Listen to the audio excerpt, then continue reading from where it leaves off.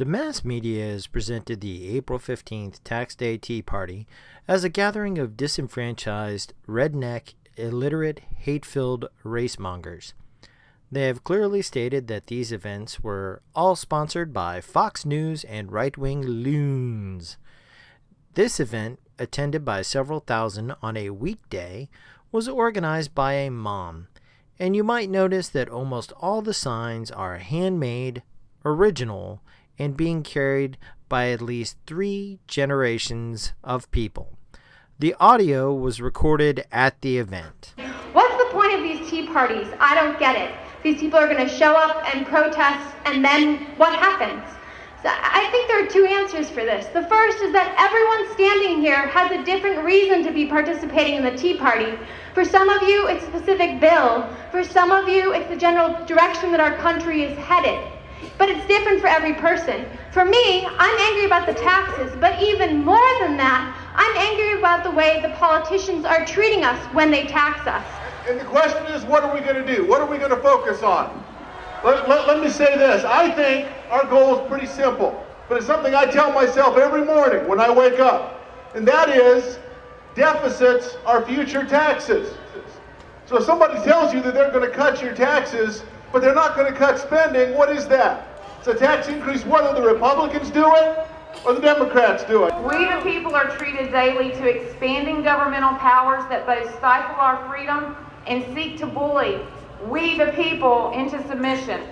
We can either stand together to preserve this great nation and face what may be uncomfortable consequences in the short term, or we can allow things to continue on the present course and face disastrous consequences in the long term. I want to go through a list of reasons why I think you're here tonight.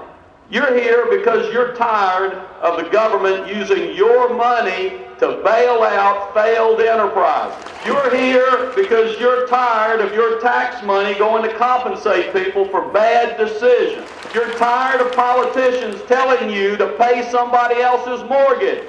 You're tired of politicians making decisions that affect you behind closed doors. You're here because Democrats at the national level rode into power on the horse of fiscal discipline. Yet when they get there in 2 months, they quadrupled the federal deficit. You're here because it's wrong to saddle your grandchildren with all this debt. You're here because politicians who supported policies that created this mess are now the same ones that want to use your money to fix it. You're here because you understand that the government cannot spend its way to prosperity.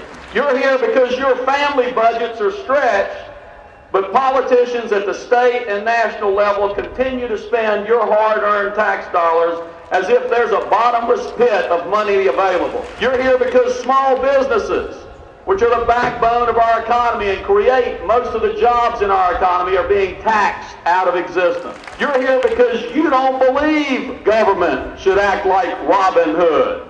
You're here because while our state unemployment rate leads the nation, politicians in North Carolina and in Washington refuse to effectively deal with the problem of illegal immigration. You're here because if you want to exercise your right to speak, you understand you don't have to riot and vandalize property. You're here because politicians refuse to understand that it's your money, that they work for you, not you work for the government.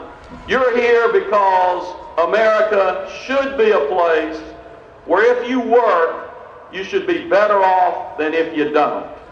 We need a change in how our leaders define government and what it means to govern us, the people, whom we have granted the right to even govern us.